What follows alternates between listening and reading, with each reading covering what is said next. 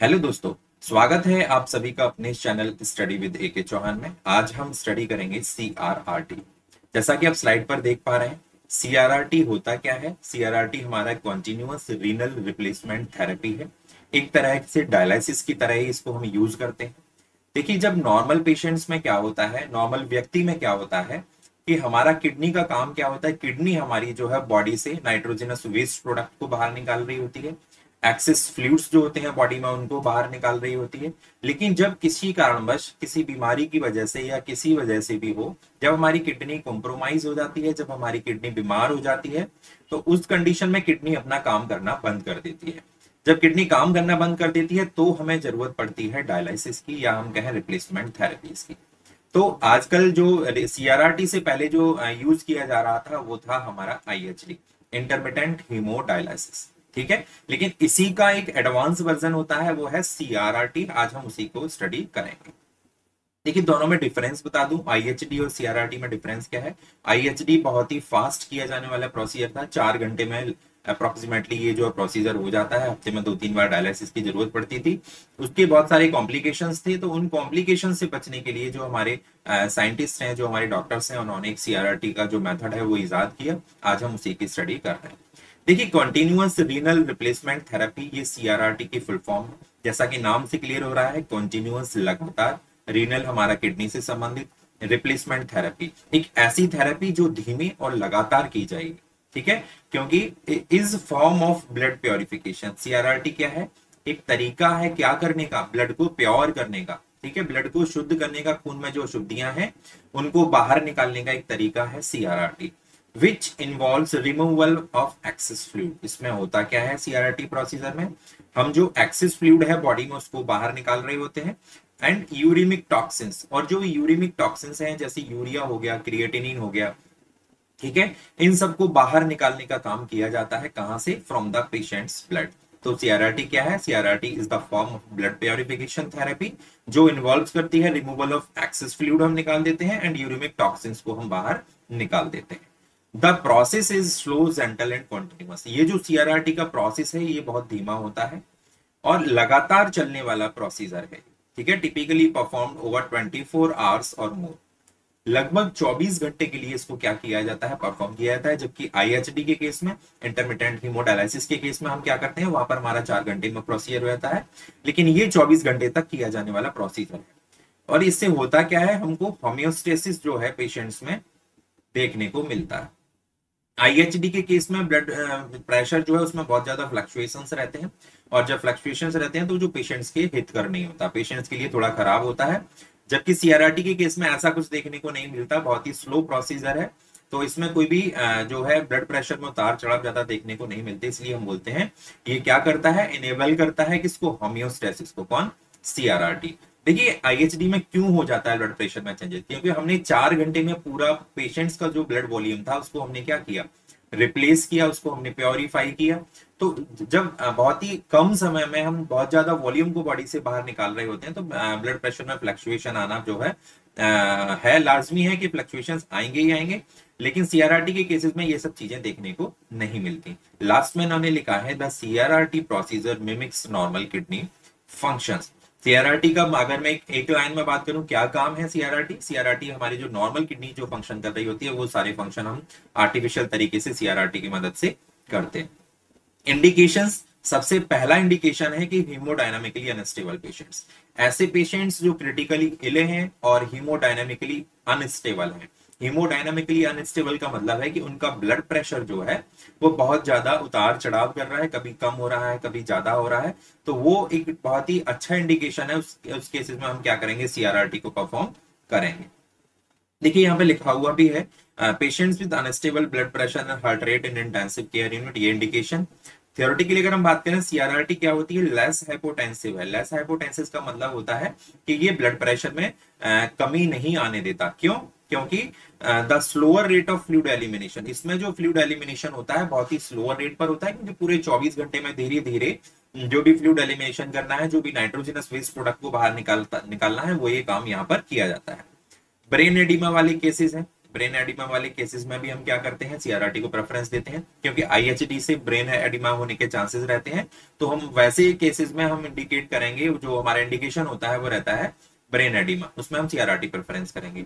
Sepsis and multi organ failure, septicaemic वाले patients जो होते हैं, मोड्स वाले पेशेंट्स में हम सीआरआरटी प्रेफरेंस करते हैं। इन्फेंट्स एंड चिल्ड्रन में भी, ठीक है, हम क्या करते हैं, सीआरआरटी को परफॉर्म किया जा सकता है। तो ये थे हमारी इंडिकेशंस। आगे चलते हैं। अब हमें सीआरआरटी स्टार्ट करने के लिए क्या क्या चीजें चाहिए होती हैं, वो यहाँ पर टॉपिक लिखा हुआ है, हेडलाइंस लिखी हुई है, कंपोनेंट्स ऑफ सीआरआरटी।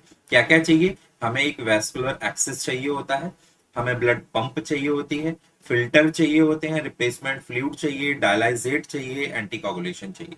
ये हमारे कंपोनेंट्स हैं सीआरआरटी स्टार्ट करने के लिए, ये सब चीजें अवेलेबल होनी चाहिए। तो वेस्कुलर एक्सेस कहाँ होता है, हम क्या करते हैं, अपना किस इंटरनल जुगुलर वेन या फीमोरल वेन में क्या करते हैं, एक large volume double lumen catheter हमें डालना पड़ता है। तो हमें क्या क्या चाहिए सीआरआरटी स्टार्ट करने से पहले, हमारे पास एक डबल ल्यूमन कैथेटर होना चाहिए और इनलाइन होना चाहिए।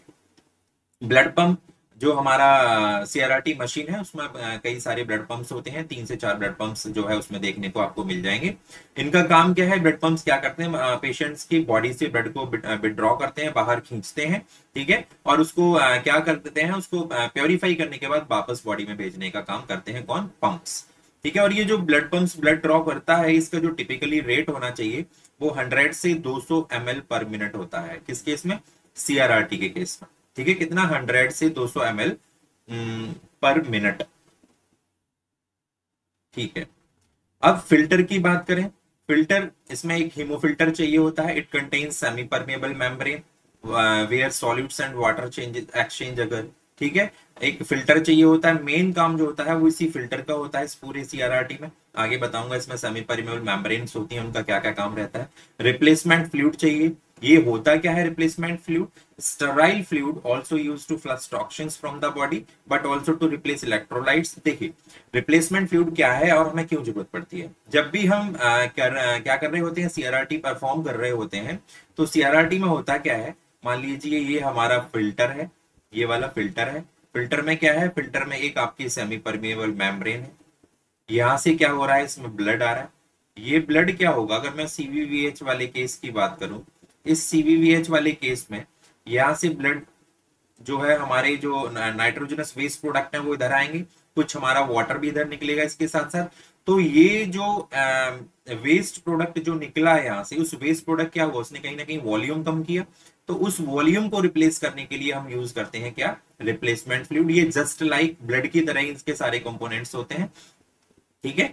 आगे बात करते हैं डायलाइजेट की, डायलाइजेट का क्या काम है, डायलाइजेट जो है इस ब्लड से जो निकालने के लिए, जो हमारी नाइट्रोजनस वेस्ट प्रोडक्ट हैं, जो एब्नॉर्मलिटीज हैं, उनको बाहर करने के लिए जिस फ्लूइड की जरूरत पड़ती है उसे हम बोलते हैं डायलाइजेट, ठीक है। एंटीकोगुलेशन, अब ब्लड पेशेंट्स की बॉडी से बाहर आ रहा है, मशीन में रहेगा बहुत देर तक, तो वो कहीं क्लॉट ना हो जाए, उस क्लॉट को बचाने के लिए हम क्या करते हैं, एंटीकोगुलेंट का यूज करते हैं, जिसमें हमारा एक सिट्रेट यूज किया जाता है और एक हेपारिन, सिस्टमिक हेपारिन। ये क्या है, 2 एंटीकोगुलेंट हैं जो यूज किए जाते हैं मशीन में, जिससे कि कोई क्लॉटिंग ना हो, ब्लड क्लॉट बाहर ना हो।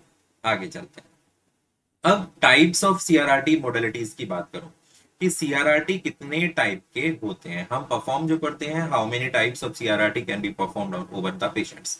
तो देखिए टाइप्स क्या है, एक आप देख रहे हैं सीवीवीएच, एक सीवीवीएचडी, एक सीवीवीएचडीएफ और स्कफ, ठीक है। इसमें आप ये 3 देखेंगे, इन तीनों में सीवीवी सीवीवी सीवीवी, ये क्या है, टाइप्स हैं जो हम सीआरआरटी के पेशेंट्स पर परफॉर्म कर सकते हैं। सीवीवी का मतलब है कॉन्टिन्यूअस वीनो वीनस, ठीक है, तीनों में वही है। यहां पर H स्टैंड्स फॉर हीमोफिल्ट्रेशन, यहां पर H स्टैंड्स फॉर हीमोडायलिसिस, यहां पर DF स्टैंड्स फॉर डायाफिल्ट्रेशन, हीमोडाया फिल्ट्रेशन।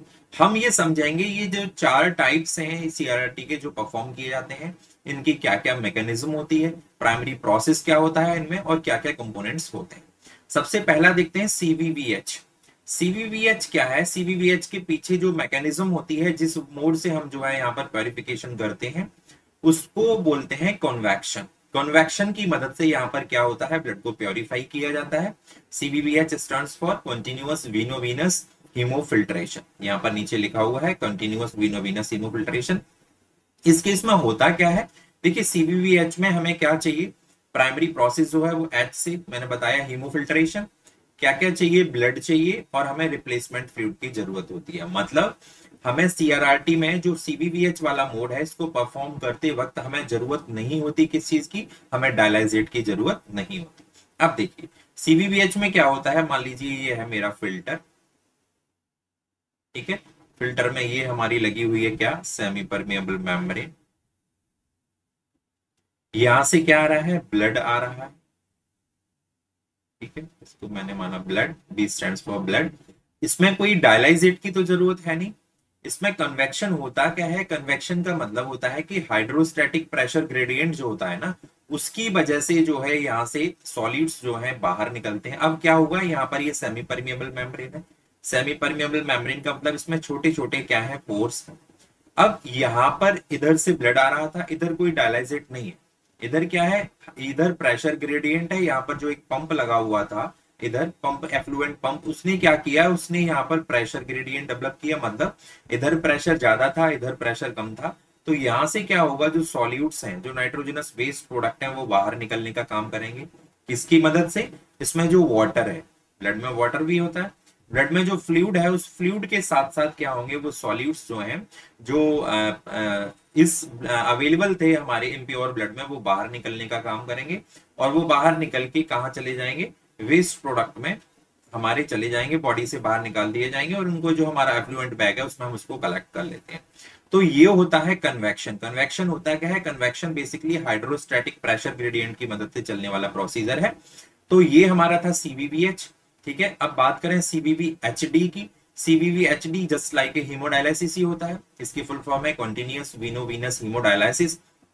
इसमें हमें क्या क्या चाहिए, ब्लड चाहिए और हमें डायलाइजेट की जरूरत होती है। अब देखिए मैं आपको बताता हूँ सीबीवीएचडी इसमें कैसे काम चलता है।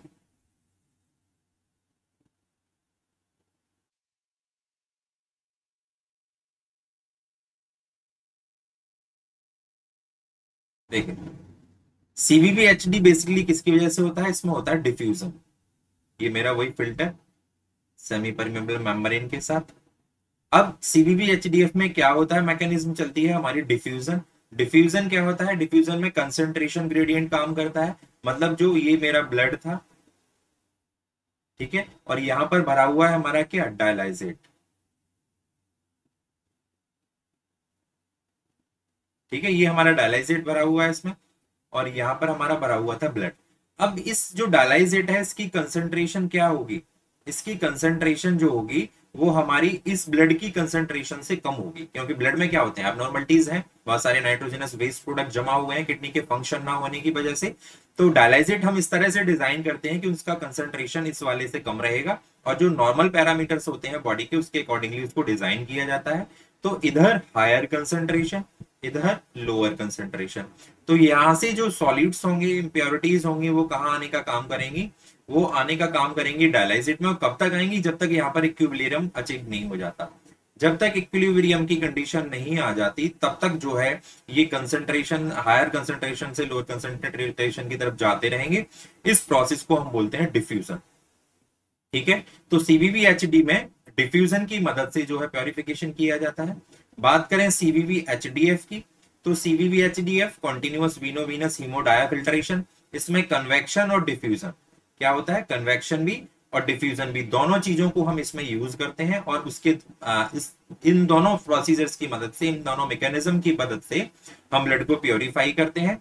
जरूरत क्या क्या पड़ती है, ब्लड ब्लड तो होता ही है, उसके अलावा हमें डायलाइजेट और रिप्लेसमेंट फ्लूइड की भी जरूरत इस केस में पड़ती है। अगला आता है स्कफ। स्कफ बोले तो slow continuous ultra filtration. Scuff में हम बेसिकली फ्लूइड रिमूवल का काम करते हैं। यहाँ पर हमें कोई भी नाइट्रोजनस वेस्ट प्रोडक्ट है, यूरिमिक टॉक्सिन्स को बाहर नहीं निकालता। ये क्या करता है, सिर्फ फ्लूइड जो हमारा एक्सिस फ्लूइड बॉडी में जमा हो गया है, ओवरलोडेड फ्लूइड ओवरलोडेड पेशेंट्स होते हैं, वहां पर हम इस स्कफ प्रोसीजर को यूज करते हैं। किसके लिए, जो ओवर फ्लूइड है उसको बाहर निकालने के लिए। तो वही लिखा हुआ है फ्लो कंपोनेंट्स में, केवल ब्लड चाहिए, कोई भी डायलाइजेट और रिप्लेसमेंट फ्लूइड की हमें इसमें जरूरत नहीं पड़ती। तो ये थे हमारे टाइप्स ऑफ सीआरआरटी मॉडलिटीज। उसके पीछे क्या क्या मैकेनिज्म है, किस मैकेनिज्म से हम उसको बाहर करते हैं जो ब्लड इम्प्योरिटीज है। आज की क्लास को मैं यहीं पर रखूंगा, क्योंकि आगे क्लास अगर करता हूं तो बहुत लंबी हो जाएगी। तो उम्मीद करता हूँ आपको ये सब पसंद आया होगा और समझ आ गया होगा। अगर समझ आ गया है तो प्लीज चैनल को लाइक शेयर और सब्सक्राइब करना ना भूलें। और इसका बचा हुआ पोर्शन जो है आगे का, जो ये हमारी जो टाइप्स ऑफ सीआरआरटी मॉडलिटीज हैं, इन सबको हम अगली क्लास में पूरा डिटेल्ड में स्टडी करेंगे। तो इसी के साथ नमस्कार, जय हिंद।